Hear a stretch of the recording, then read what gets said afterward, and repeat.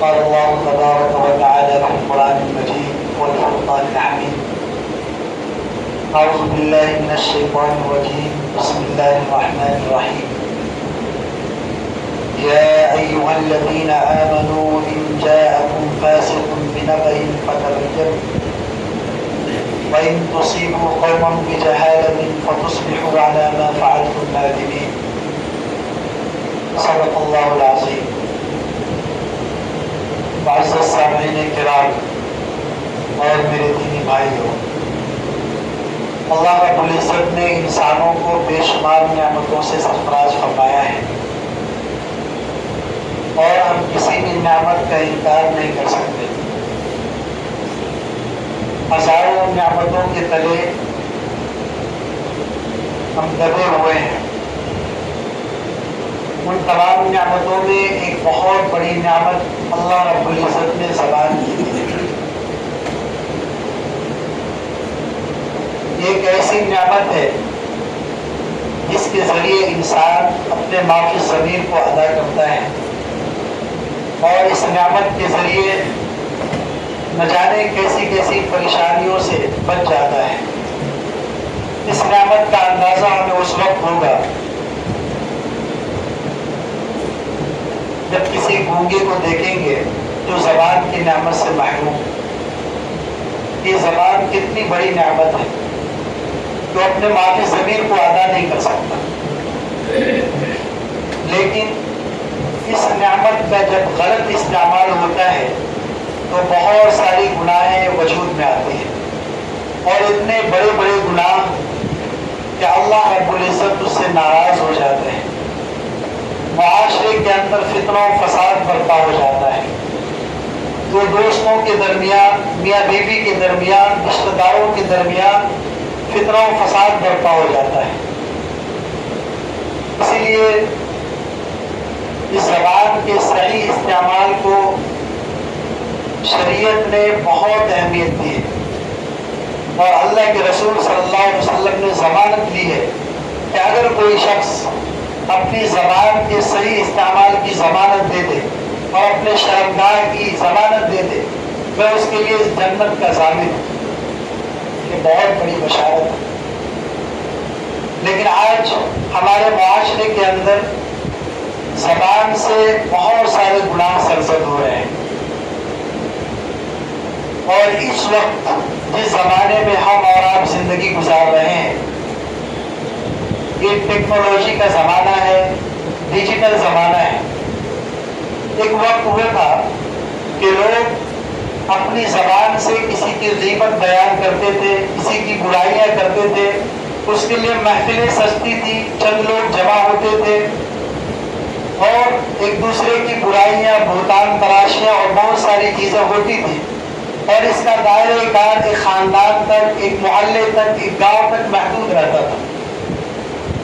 لیکن آج وہ سارے گناہ جو ہماری زبانوں سے سرزد ہونے والے تھے، ہماری انگلیوں سے ہو رہے ہیں۔ آج اس ڈیجیٹل زمانے کے اندر محض ایک کلک کے اندر ہم چغل خوری کے گناہ کو اپنے نامہ اعمال میں لکھوا لیتے ہیں۔ ایک کلک کے اندر کسی کی ذات پر تہمت لگانے کا الزام اور گناہ اپنے سر پر لے لیتے ہیں اور ہم اس کو گناہ ہی نہیں سمجھتے۔ جس طریقے سے انسان مرنے کے بعد کے لیے بہت سارے نیک اعمال کرتا ہے اور شریعت نے اس کو صدقہ جاریہ کے طور پر قرار دیا، اور یہ صدقہ جاریہ ایسا عمل ہوتا ہے کہ انسان مرنے کو مر جاتا ہے، اپنی قبروں میں پہنچ جاتا ہے، لیکن صدقہ جاریہ کا ثواب مرنے کے بعد بھی اس کے نام اعمال میں لکھا جاتا ہے۔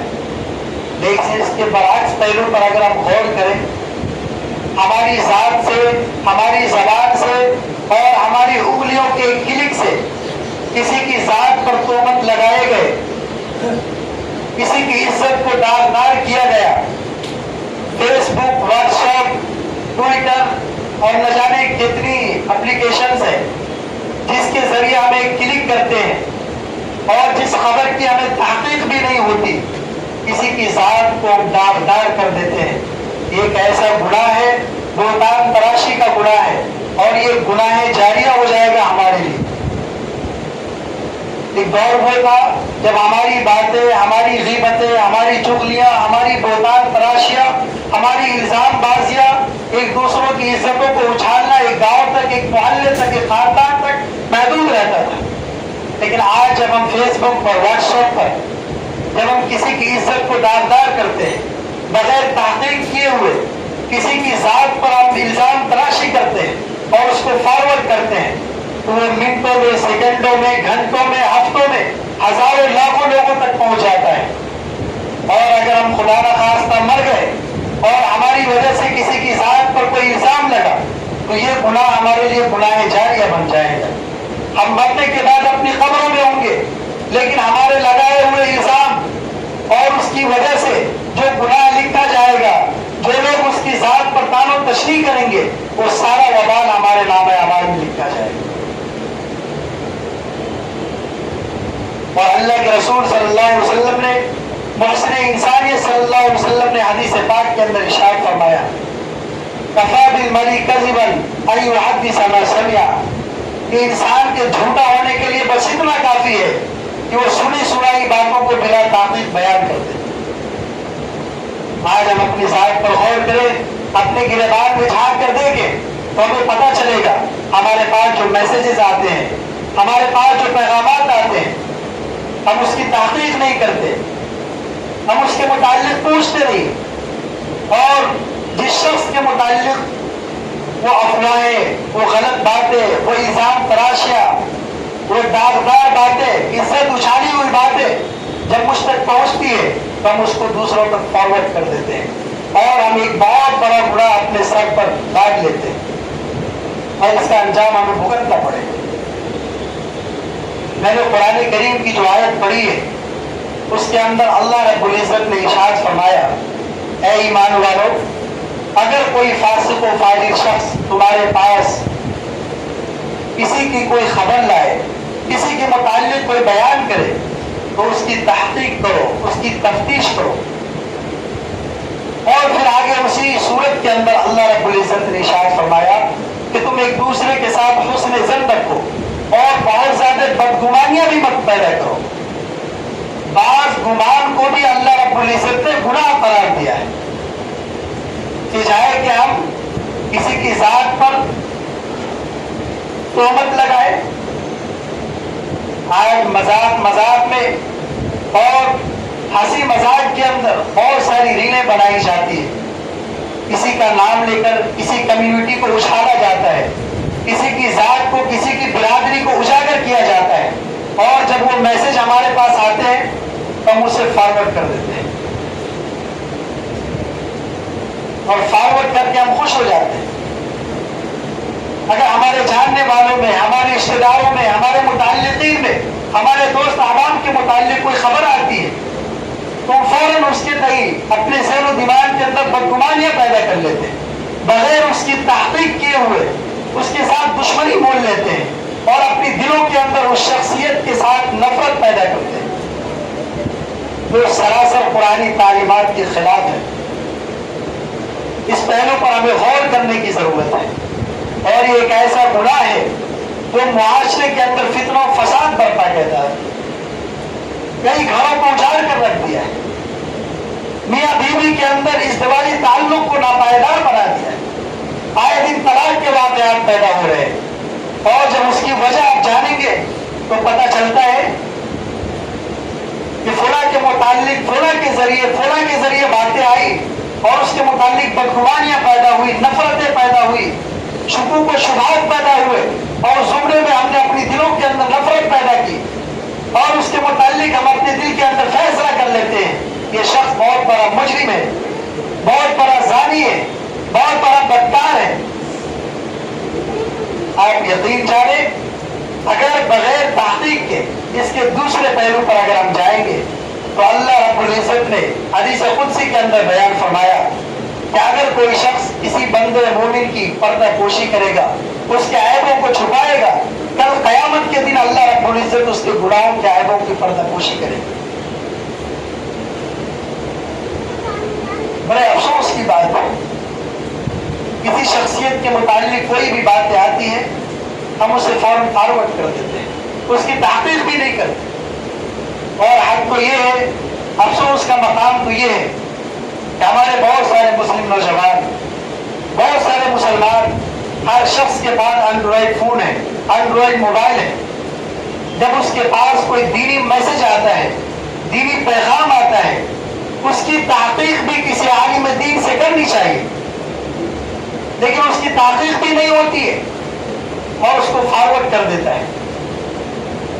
ایسی باتیں جو حضور پرنور محمد عربی صلی اللہ علیہ وسلم کی ذات کی طرف منسوب ہوتی ہے, جو سراسر من گھڑت ہوتی ہے, جس کے اندر کذب ہوتا ہے, فریب ہوتا ہے, دجل ہوتا ہے, ایسی باتوں کو ہم سر عام پھیلاتے ہیں.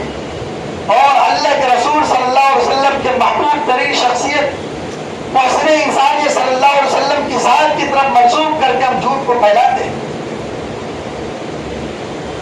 رمضان کے متعلق, جمعہ کے متعلق, اور اللہ رب العزت نے بہت سارے ایسے مقامات, بہت سارے ایسے ایام بنائے جس کی فضیلت عام دنوں سے زیادہ بڑھ جاتی ہے. جس راتوں کے اندر, جن دنوں کے اندر, جن ایام کے اندر عبادات کا اجر و ثواب بڑھ جاتا ہے, اور اللہ رب العزت ان دنوں کے اندر عبادات کے مرتبے کو بڑھا دیتے ہیں. ایسے موقع سے, ایسے حوالے سے جب ہمارے پاس میسج آتے ہیں, اس کی تحقیق کیے بغیر ہم پھیلا دیتے ہیں. مثال کے طور پر چند میسج میں آپ کو بتاتا ہوں.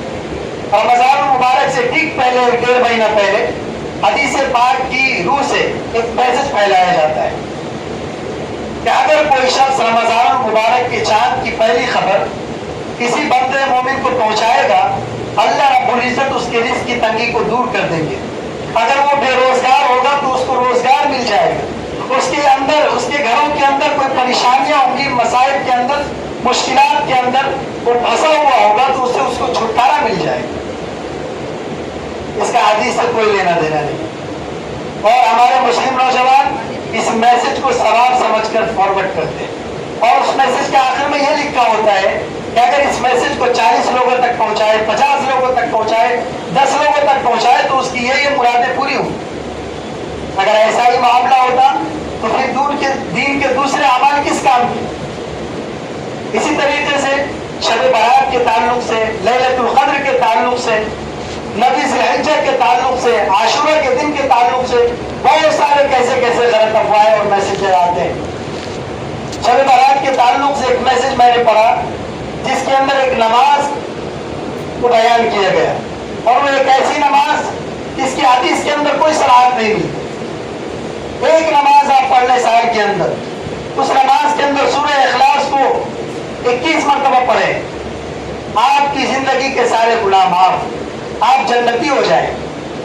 آپ بھلا بتائیں, اگر صرف ایک نماز پڑھنے سے مسلمان جنتی ہو جاتا تو پیدائش سے لے کر موت تک کے حالات کو قرآن کریم کیوں بیان کرتا؟